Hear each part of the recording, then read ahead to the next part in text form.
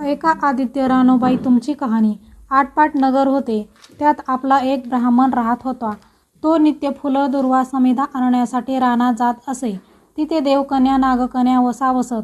काय ग बायांनो, कसला वसा वसता तो मला सांगा, असं ब्राह्मणानं विचारलं. तुला रे वसा कशाला हवा? उतशील मातशील, घेतला वसा टाकून देशील. उतत नाही मातत नाही, घेतला वसा टाकीत नाही, असं ब्राह्मणानं उत्तर दिलं.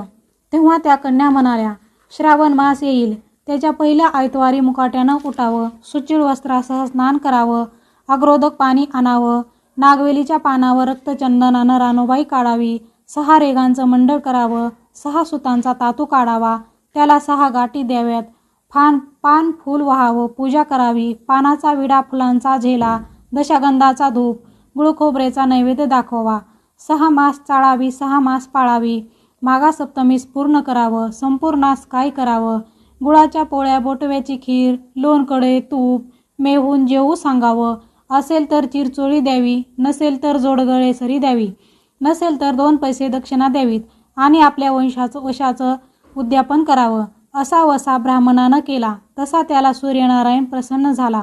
भाग्यलक्ष्मी आली. तेव्हा राजाच्या राणीनं ब्राह्मणास बोलावू धाडलं. जाते वेळेस ब्राह्मण बिहू लागला, कापू लागला. तेव्हा राजाच्या राणीनं सांगितलं की बिहू नका, कापू नका, तुमच्या मुली आमच्या इथं द्या. ब्राह्मण म्हणाला, आमच्या मुली गरीबाच्या, तुमच्या घरी कशा द्याव्यात? दासी कराल, बटकी कराल? दासी करीत नाही, बटकी करीत नाही. राजाची राणी करू, प्रधानाची राणी करू. मार्गशिराचा महिना आला. ब्राह्मणानं लगीन करून मुली दिल्या. एक राजाच्या घरी दिली, दुसरी प्रधानाच्या घरी दिली.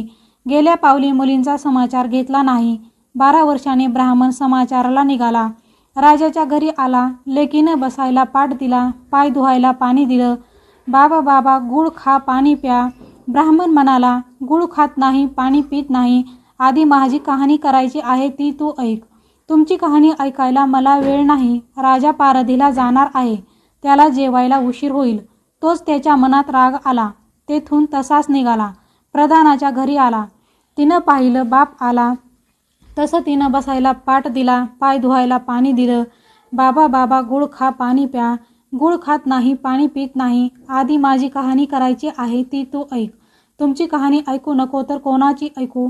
घरात गेली, उतरंडीची 6 मोते आणली. 3 बापाच्या हाती दिली, 3 आपण हाती घेतली. त्याने मनोभावे कहाणी सांगितली. तिने चित्तभावे ती ऐकली. नंतर जेवून खाऊन बाप आपल्या घरी गेला. बायकोनं विचारलं, मुलींचा समाचार कसा काय आहे? जिनं कहाणी ऐकली नाही ती दारिद्र्यानं पिडली, दुःखानं व्यापली, राजा मुलखावर निघून गेला. जिनं कहाणी ऐकली ती भाग्याने नांदत आहे. इकडं दरिद्री जी झाली होती तिनं आपल्या लेकांना सांगितलं, मावशी घनघोर नांदत आहे, तिकडं जाऊन काही दिलं तर घेऊन ये. पहिल्या आयतवारी पहिला मुलगा उठला, तळ्याच्या पाळी जाऊन उभा राहिला. अगं अगं दासींनो, तुम्ही दासी कोणाच्या? आम्ही दासी प्रधानाच्या. राणीस जाऊन सांगा की तुमच्या बहिणीचा मुलगा आला आहे. तो कसा आला आहे, काय आला आहे? फाटके नेसला आहे, तुटके पांघरला आहे, तळ्याच्या पाळीला उभा आहे. परसदारानं घेऊन या. परसदारानं घेऊन आल्या. नाहू माकू घातला, पितांबर नेसायला दिला, जेवू खाऊ घातलं, कोहळा पोखरला, होना मोहरा भरल्या. बाबा, ठेवू नको, विसरू नको, घरी जतन करून घेऊन जा. वाटेनं आपला जाऊ लागला. तो सूर्यनारायण माळ्याच्या रूपानं तिथं आला. हातचा कोहळा काढून नेला. घरी गेला. आईनं विचारलं, काय रे बाबा, मावशीनं काय दिलं? दैव दिलं, कर्मानं नेलं. कर्माचं फळ पुढं उभं राहिलं. मावशीनं दिलं होतं पण ते सर्व गेलं. पुढे दुसऱ्या आयतवारी दुसरा मुलगा उठला, तळ्याच्या पाळी जाऊन उभा राहिला. अगं अगं दासींनो, तुम्ही दासी कोणाच्या? आम्ही दासी प्रधानाच्या. राणीला माझा निरोप सांगा. त्यांनी निरोप सांगितला. मग प्रधानाच्या राणीनं त्याला घरी नेलं. नाहू माकू घातलं, काठी पोकरून होना मोहरांनी भरून दिली. बाबा, ठेवू नको, विसरू नको, घरी जतन करून घेऊन जा म्हणून सांगितलं. वाटेत सूर्यनारायण गोराक्याच्या रूपानं आला. हातची काठी काढून घेतली. घरी गेला. झाली गोष्ट आईला सांगितली. दैव दिलं, कर्मानं नेलं. पुढे तिसऱ्या आयतवारी तिसरा मुलगा गेला. तळ्याच्या पाळी उभा राहिला. त्यालाही पहिल्यासारखं प्रधानाच्या राणीनं नाहू माकू घातलं, पितांबर नेसायला दिला, जेवू खाऊ घातलं, नारळ पोकरून होना मोहरांनी भरून दिला. ठेवू नको, विसरू नको म्हणून सांगितलं. घरी जाताना विहिरीच्या काठी नारळ ठेवून पाणी प्यायला विहिरीत उतरला. तो नारळ गडगडून विहिरीत पडला. घरी गेला. आईनं विचारलं, काय रे बाबा, मावशीनं काय दिलं? आई ग, मावशीनं दिलं पण दैवानं बुडालं. चौथ्या आयतवारी चौथा मुलगा गेला. तळेच्या पाळी उभा राहिला. त्यालाही प्रधानाच्या राणीनं घरी नेऊन नाहू माकू घातला, पितांबर नेसायला दिला, जेऊ खाऊ घातलं. त्याला दह्याची शिदोरी होना मोहरा घालून बरोबर दिली. सूर्यनारायण घारीच्या रूपानं आला, हातची शिदोरी घेऊन गेला. घरी गेला. आईनं विचारलं, काय रे बाबा, मावशीनं काय दिलं? आई ग, मावशीनं दिलं पण दैवानं ते सारं नेलं. पाचवे आयतवारी आफन उठली. तळेच्या पाळी उभी राहिली. दासींनी तिचा निरोप तिच्या बहिणी सांगितला. बहिणीनं तिलाही परसदारानं घरी नेली, नाहू घातली, माखू घातली, पाटाव नेसायला दिला. प्रधानाची राणी आयतवारी कहाणी सांगू लागली. काय वसा करतेस तो मला सांग. बहीण म्हणाली, अगं अगं चंडाळणी, पापीनी, बापाची कहाणी ऐकली नाहीस म्हणून तुला दारिद्र्य आलं. राजाच्या राणीनं विचारलं, याला उपाय काय करू? तेव्हा तिनं वसा सांगितला. ती बहिणीच्या घरी राहिली. श्रावण मास आला. सांगितल्याप्रमाणे सूर्यनारायणाची पूजा केली. इकडं राजाला भाग्य आलं. राजानं बोलावू धाडलं.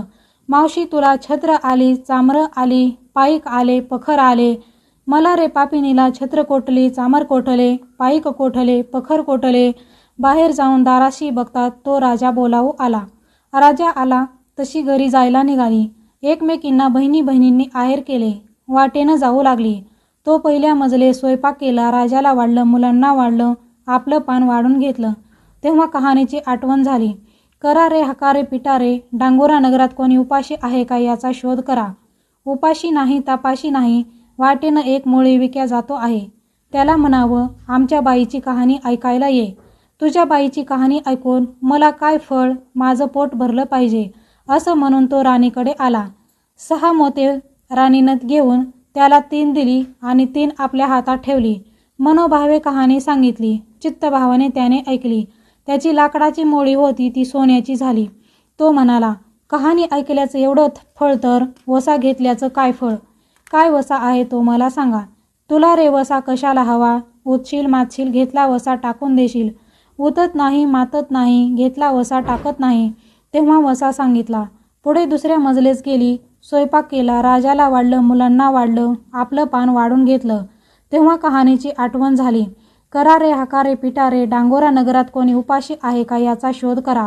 उपाशी नाही, तापाशी नाही, माळ्याचा मळा पिकत नाही, विहिरीला पाणी लागत नाही, असा एक माळी चिंतेनं बसला आहे. त्याला हाक मारली, आमच्या बाईची कहाणी ऐक. तो राणीनं 6 मोते घेऊन 3 आपल्या हाती घेतली, 3 माळेला दिली. राणीनं कहाणी मनोभावे सांगितली. ती माळ्याने चित्तभावाने ऐकली. माळ्याचा मळा पिकू लागला, विहिरीला पाणी लागलं. तो म्हणाला, बाई बाई, कहाणी ऐकल्याचं एवढं फळ तर वसा घेतल्याचं काय फळ? काय वसा असेल तो मला सांगा. राणीनं त्याला वसा सांगितला. पुढं तिसऱ्या मजलेस गेली. स्वयंपाक केला. राजाला वाढलं, मुलांना वाढलं, आपलं पान वाढून घेतलं. तेव्हा कहाणीची आठवण झाली. करा रे हकारे पिटारे, डांगोरा नगरात कोणी उपाशी आहे का याचा शोध करा. उपाशी नाही, तापाशी नाही, एक म्हातारी होती. तिचा एक मुलगा वनात गेला होता, एक डोहात बुडाला होता, एक सर्पानं खाल्ला होता. यामुळं चिंता करीत ती बसली होती. तिला म्हणाले, आमच्या बाईची कहाणी ऐक. ती म्हणाली, कहाणी ऐकून मी काय करू? मी मुलांसाठी रडते आहे. बरं येते. मग ती राणीकडे गेली. राणीनं पहिल्याप्रमाणे तिला कहाणी सांगितली. तिनं ती चित्तभावाने ऐकली. तिचा मुलगा वनात गेला होता, तो आला. डोहात बुडाला होता, तो आला. सर्पानं खाल्ला होता, तो जिवंत झाला. ती म्हणाली, कहाणी ऐकल्याचं एवढं फळ तर वसा घेतल्याचं काय फळ? काय वसा आहे तो मला सांगा. मग राणीने तिला वसा सांगितला. पुढे 4थी मजलेस गेली. स्वयंपाक केला. राजाला वाढलं, मुलांना वाढलं, आपलं पान वाढून घेतलं. इतक्यात तिला कहाणीची आठवण झाली. करा रे हकारे पिटारे, डांगोरा नगरात कोणी उपाशी आहे का याचा शोध करा. उपाशी नाही, तापाशी नाही, पण काना डोळा मासाचा गोळा, हात नाही, पाय नाही, असा एक मनुष्य रस्त्यामध्ये होता. त्याच्या अंगावर तांब्यावर पाणी ओतलं. पालता होता तो उताना केला. 6 मोते होती. 3 मोते त्याच्या बिंबीवर ठेवली, 3 मोते आपण हातात घेतली. राणीनं मनोभावे कहाणी सांगितली. ती त्यानं ऐकली. त्याला हातपाय आले, देह दिव्य झाला. तो म्हणाला, कहाणी ऐकल्याचं एवढं फळ तर वसा घेतल्याचं काय फळ? काय वसा आहे तो मला सांगा. मग राणीनं त्याला वसा सांगितला. 5व्या मुक्कामास घरी आली. स्वयंपाक केला. सूर्यनारायण जेवायला घरी आले. 7 दरवाजे उघडले. लोह गंगाळे पाणी तापविले. षडश पक्वान जेवायला केली. सूर्यनारायण जेवायला बसले.